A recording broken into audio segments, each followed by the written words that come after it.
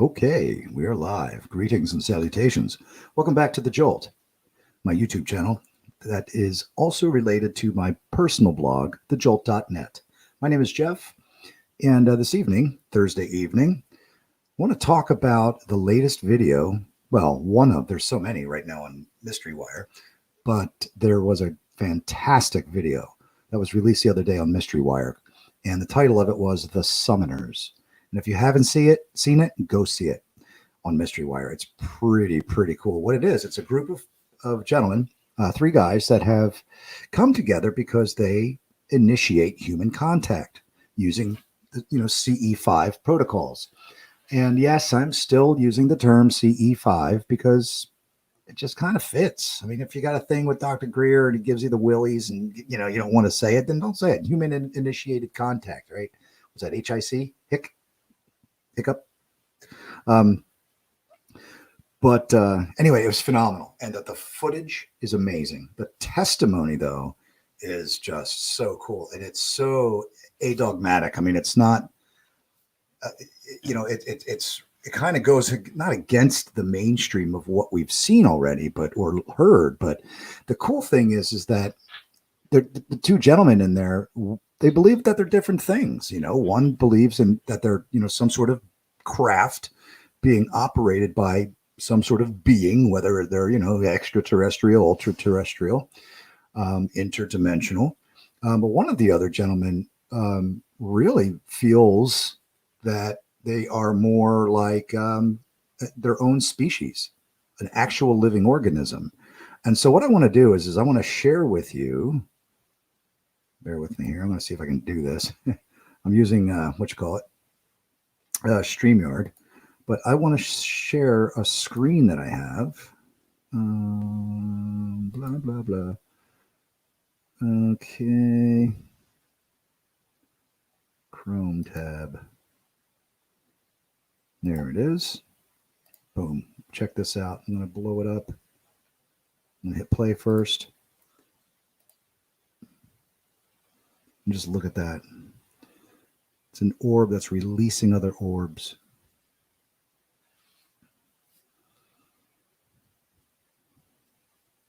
And I've seen this footage, I think. Oh, there's another one flying by. Wow, that was cool. Awesome. I don't know if it's authenticity. I mean, again, these guys claim to have taped it. I'm aging myself. Look at that. That is just unbelievable. What the hell's going across the screen?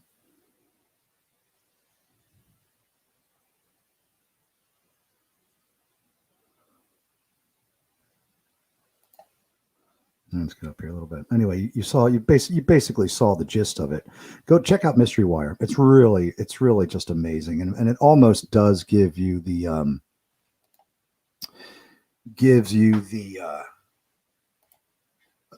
impression that it could be a living organism in and of itself, that lives in the atmosphere, or lives in between the atmosphere and outer space. Wouldn't that be interesting? But it was so cool. And their testimony is just awesome, because one guy's like, a Harvard graduate, they all have professional jobs, and it's not like they're, tinfoil hat wearing, folk that are a little out there. I mean, these are amazing testimonies. So check it out. And I'm actually trying it myself. I was out the other evening. I was outside and sitting in the chair, just glancing, staring up at the sky. In one particular spot, I didn't see anything. I mean, I'm new to trying these protocols to initiate contact, but I am going to make it an active. I'm going to make an active effort to do so. And if I do have anything compelling, that I witness or engage with, or hopefully maybe even get some footage of, I will definitely be posting it for sure and giving my testimony. And it's so much different than the typical nuts and bolts of of the technology that we're trying to capture. We're all, the majority of this movement seems to be focused, with Lou Elizondo, right, and Jeremy Corbell, and the craft themselves, the technology, not so much the beings. Although Lou's gotten into it a lot, about who they are, what they are, or as Exo Academian put it in one of his podcasts, from whence they came. But it's a spiritual movement. It really is, and it's interesting to watch it evolve. One thing that I've been experiencing a little bit of this past week or so is, I engage, I float around and on YouTube, and I've subscribed to a lot of live shows. There's some fantastic people out there doing some fantastic work. So I try to engage, as much as I can, and listen in and join in on the chats and stuff like that. But there's a couple of different times when the topic of religion came up, and I wouldn't say that it got ugly, but there was a little bit of tension.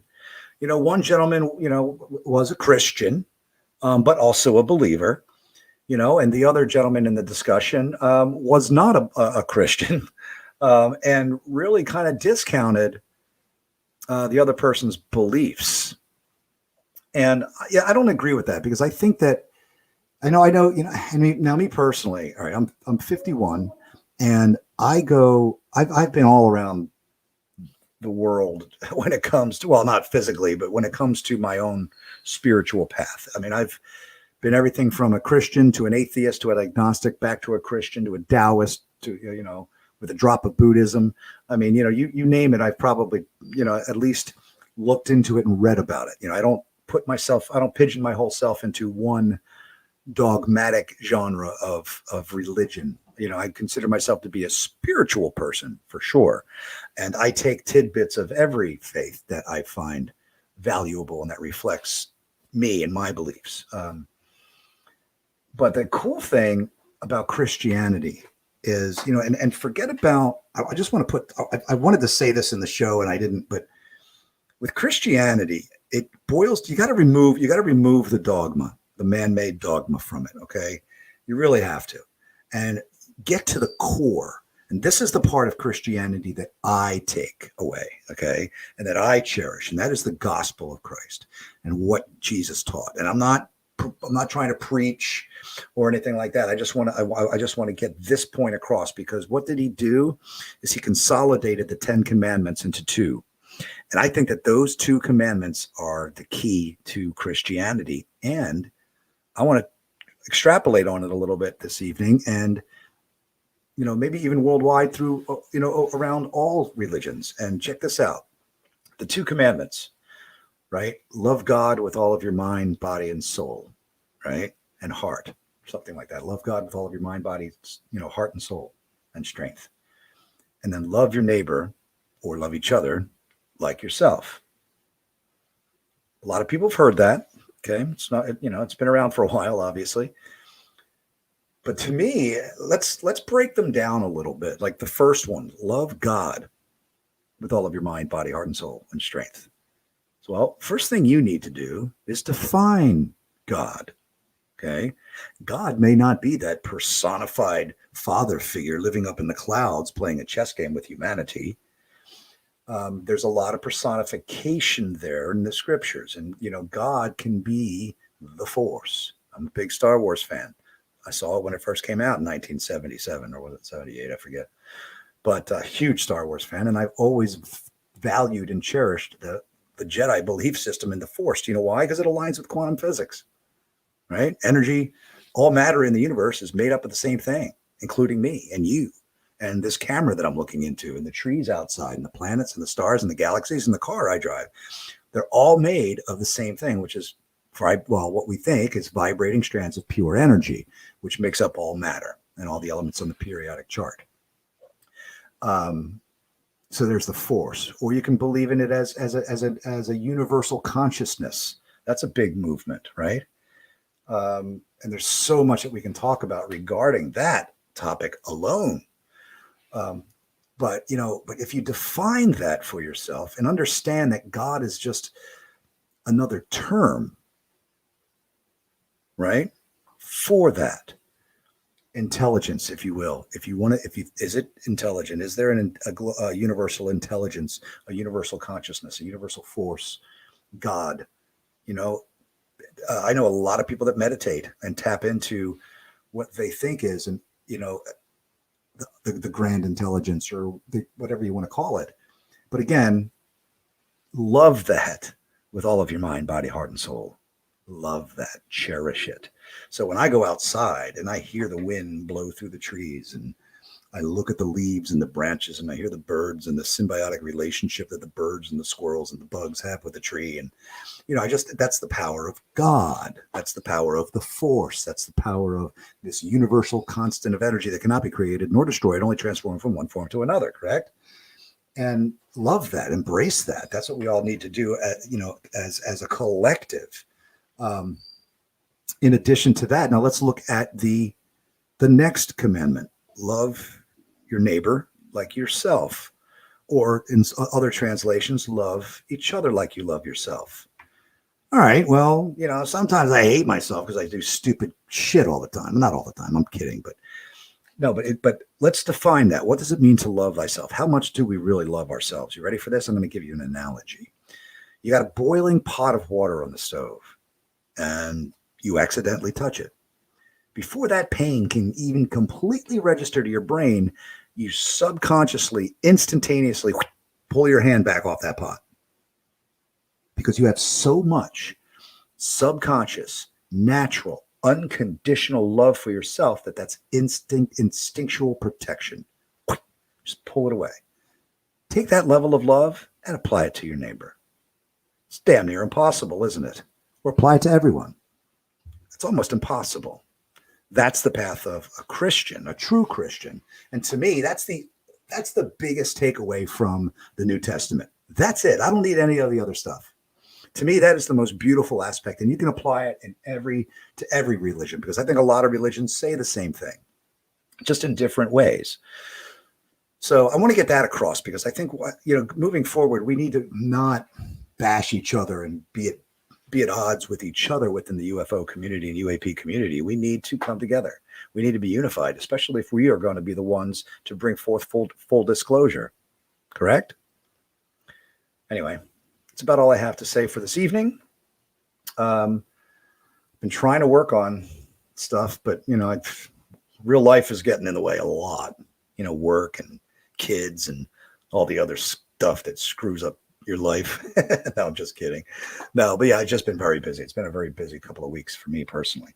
But I am working on a couple, articles and doing some research when I can. And, but mostly I've been having a really good time listening to, other people's live streams and interviews. Vinny at Disclosure Team has just been knocking it out of the park, with fantastic interviews. And, the Max and Vinny show, Nick Pope, come on. That's just, they're knocking it out of the park together too. So there's a lot of great things around. There's people popping up doing fantastic, people you don't even know, that are just popping up and doing these little broadcasts, and it's awesome. I just think it's fantastic. So I don't know. That's all I have to say. Again, my name's Jeff. This was The Jolt. Check out my blog at thejolt.net. Have a couple articles there. Send me a comment or two. Subscribe if you wish. I'm going to be doing more stuff and giving you tidbits of my thoughts and, whatever else I feel like talking about. So y'all be well. Peace.